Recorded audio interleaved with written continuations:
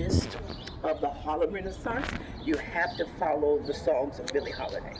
I would say if you have not made yourself familiar with Strange Fruit, do we know Strange Fruit? Strange Fruit is a song that Billie Holiday literally got arrested for every time she stuck. Are you recording me? Yeah. Shout out my Instagram, at least. Dang, Harlem's favorite lady in the house. Harlem's favorite lady. So Billie Holiday. Make sure you guys follow them. Thank you. She was told never, ever, ever to perform that song because that song spoke of the lynchings. She went down south and she literally was on her tour bus and she saw a body swinging from the tree. So when she took the lyrics, Southern trees bear a strange fruit. Blood on the leaves, blood at the root. That's how it starts. So when she finishes singing that song, literally she takes her bow. Officers are right there to put handcuffs on her. And that was her way of being an activist. Everybody is not a Martin Luther King. Everybody is not a Malcolm X. But some people protest. A lot of our doctors, they'll protest in the examination room. A lot of our lawyers, they'll protest in the courtroom because there's many, many facets to civil rights. So I want to take the time to shine the light on our babies right here. This is Sojourner Truth. Sojourner Truth is a charter school, and there's a fantastic documentary entitled Waiting for Superman. Waiting for Superman is about one of my personal heroes. His name is Dr. Geoffrey Canada. Geoffrey Canada grew up in the Bronx in the 70s, and he loved Superman. And he knew Superman was not going to let him go to bed hungry again.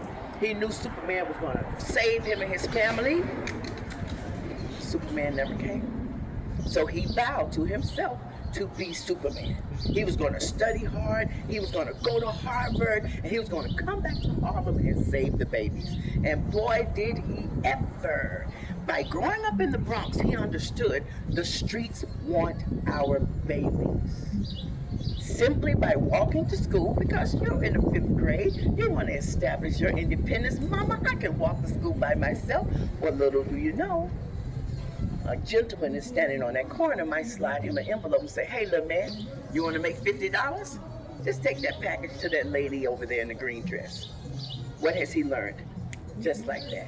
Oh, life is good out here in these streets. So what Geoffrey Canada decided to do, to give incentives for you to show up on time with your homework complete with a positive attitude. Every time you did one of those three things, you got $5. And at the end of the month, here you are, a 12-year-old with $80. You can do whatever you want to with it. First thing you must do, you must go into a financial institution and get literacy. You cannot go to a check cash. You have to go to any financial institution and save a portion of that. But you can buy pizza with it, you can buy Jordans with it, you can buy earbuds. And my son, I'm an expert on this topic because he was the first graduating class. The only way you can get into these programs is through a lottery. Yes. So if they follow a student that did get in and they follow a student that didn't get in, they graduate 100% reading at or above grading level. They graduate performing at or above grade level in mathematics. And those incentives follow you to college. If your professors communicate with the program, instead of $5 for perfect attendance, positive attitude, homework complete, you get $50. Now that student doesn't have to work at DoorDash, doesn't have to go and work at Amazon. You can get your stipends. And in my son's case, who is a doctor, he's in medical school, the stipends follow him there as well. $5,000. So it is a blessing he can work in the lab instead of going to pick up a part-time job. So you won't hear this on the news. You'll hear about the Robins and the shooting and the stabbings, but you won't hear how these babies are graduating 100%, going to college 100%. So the charter school, the secret is 3-to-1 student-teacher ratio. That's why you have a lot. Everybody can't go to a school because you have one teacher, 2 teacher assistants, and a classroom size of 15 students. So that's basically the one-on-one. Okay. Okay, so we're very proud of the students at Promise Academy, Success Academy. I believe this is Sojourner Truth. Do we know the name Sojourner Truth? Sojourner Truth gave a speech about as big as I Have a Dream, but her speech was called Ain't I a Woman, and it was for women's suffrage.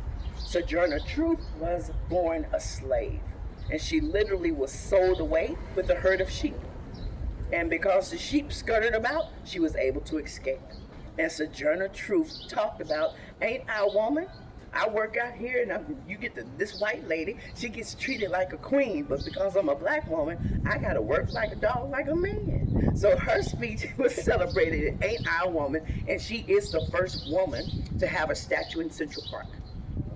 Out of all of the statues in New York City, in Central Park, there are no women statues. You got Romeo and Juliet, that's fiction. Alice in Wonderland, she ain't real either. So you got Susan B. Anthony and Sojourner Truth. So if you go to Central Park, find the Sojourner Truth statue. Any questions? Okay, let's go to Moss number 7. I'm gonna have to charge you in a minute. Good morning. When did you get here? Yesterday. When did you arrive? Yesterday. Okay, so you missed it. We had 90-degree weather. Were you here? It was beautiful. Summertime. And the living baby, it was so hot. My air conditioner wasn't ready. I had to clean it out. It was just dripping sweat. I need my gloves. My hands are cold.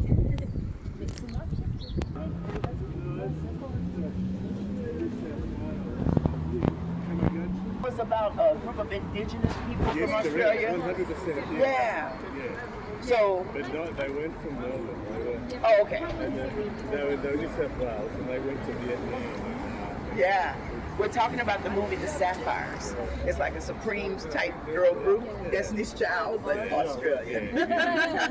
So when you've been giving these tours for 20 years like I have, you understand a lot of the tourists are visual learners. So here is a map to show you where we are physically. We're standing here. If you look behind you, there's 116th Street. And the church we'll be going to is right here at this point, which is basically the halfway mark between the 2 and 3 train and the B and the C. So that's the orange BC that'll take you up to Yankee Stadium, and this is the 2 and 3. That's what you took to possibly get to the Apollo Theater. Now, after church, if you would like to come and have some cornbread and fried chicken, macaroni and cheese, barbecue ribs, I suggest going to Amy Ruth's. Amy Ruth's is sensational. Now, you are in Harlem. You have about 10 different fabulous soul food restaurants, and I can never say which one is better because I compare the soul food restaurants to pop divas. Now, you have the most famous soul food restaurant, which is Sylvia's. If Sylvia is a pop diva, she's Aretha Franklin. If Amy Ruth's is a pop diva, she's Patti LaBelle. So how can you say which one is better and which one isn't? So if you want to come back, the church is here. You just walk to the corner and come to the middle. Now, after church, if you want to go to Central Park, I suggest coming back to Malcolm X, and you're 5 blocks away from Central Park. Very easy. So Central Park, train station, soul food. You can go shopping upstairs. We have a beautiful African market. It's called the Shabazz Market, named after Malcolm X's beautiful wife, Betty Shabazz. And this is where Mosque number 7 used to be. And of course, we know Malcolm was assassinated in Harlem at the Audubon Ball. Believe it or not, it was in Harlem. And he and Martin Luther King are going to be gunned down in the exact same fashion, even though Martin was all about peace and nonviolence. Even won a Nobel Peace Prize. 3 years later, he's gunned down in Memphis, Tennessee at the Lorraine Motel. So this is when the militant youth are refusing to process their hair with chemicals to lay down like white people. Now, those days are over.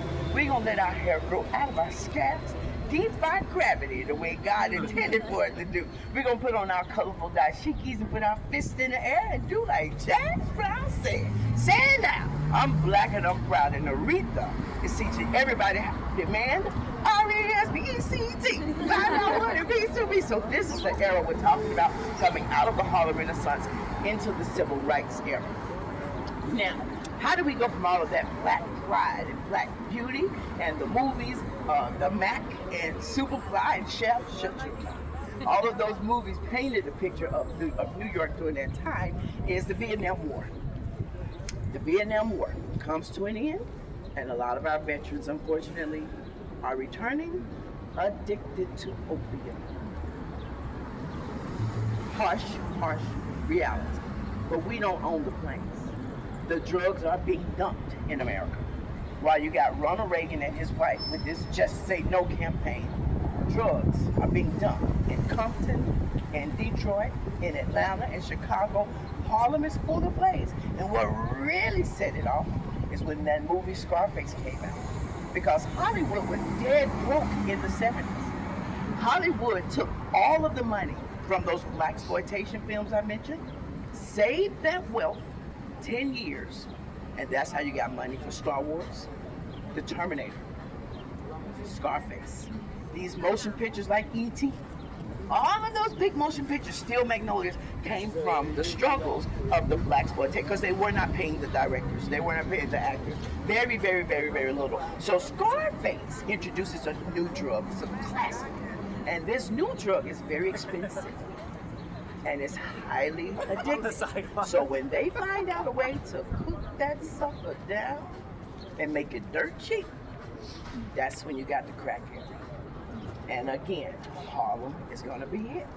The image of the black family that we once knew is no more. Mama might be strung out. Daddy might be looking a cop or standing on a corner. But guess what? If you get caught with it in a powder substance, you get 1 year. If you get caught with a solid crack rock substance, 10 to 15 years.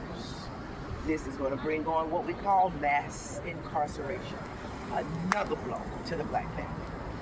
And on top of all of that, don't forget, HIV and AIDS. Can't catch a break. Triple trifecta. So you got movies like Paid in Full, New Jack City, Juice, Above the Rim, and the one I strongly encourage you watch about a 90s Harlem, When They See Us. Have we seen that on Netflix? Series or it's a movie? It's a 4-part series. It's about the Central Park 5. Yeah, Woo! really good. It's a hard watch, but it gives it to you. And there is a silver lining around that cloud because one of the Central Park 5, exonerated 5, is our city councilman. His name is Yusuf Salam. He ran for office and we elected him. So now he speaks for Harlem in the exact same community where his life was changed forever at the age of 15.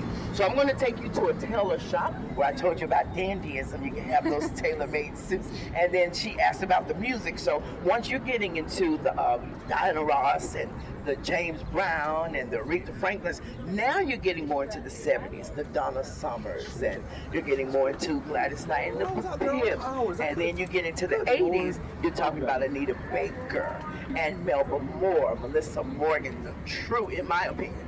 Somebody might walk by and disagree. But what do you think the best era for R&B music? I'm Puerto Rican. You don't listen to R&B music? No, reggaeton. Bad Bunny. That wasn't Bad Bunny. He wasn't even born in 1980. I don't know. So I agree. I think that the best era for R&B music definitely was the 80s. But other people say it was the 70s. Some people say it was the 60s. I think it's just where you have your emotional connection and ties to. So this is where Malcolm X used to preach, and then we're going the corner there, and the church will be right on 115th Street. I just want to point out the gorgeous architecture behind you. And that's like the Kente Cross pattern, because the African market used to be in that open space. It was a very large outdoor market, so they were able to come upstairs and come inside. Now, you can shop in the rain. It's the 90s, the 2000s. Bill Clinton comes to Harlem 2005, and this is when we're going to get into what is known as the era of gentrification. And when I say gentrification, people assume I'm saying white sand, blacktop. Not today. Gentrification is wealthy in, poor out. A lot of people are being displaced.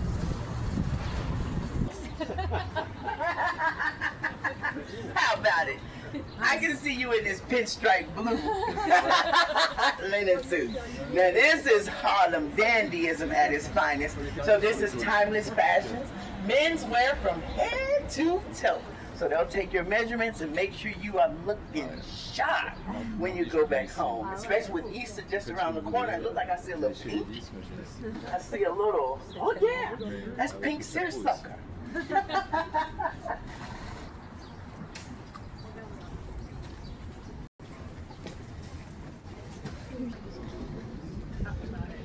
All right, this is where your tour comes to an end. They have paid for tickets. Thank you. Have a great day. So, ladies and gentlemen, thank you very much. This is Lady Altavis signing out. If you need a refresher, just remember Malcolm X Boulevard, straight down 5 blocks, Central Park, 1 block, 2 and 3. We're going to the church, 1 block over from the church to the west. That's where you can take the orange and the blue, B and the C. You still there?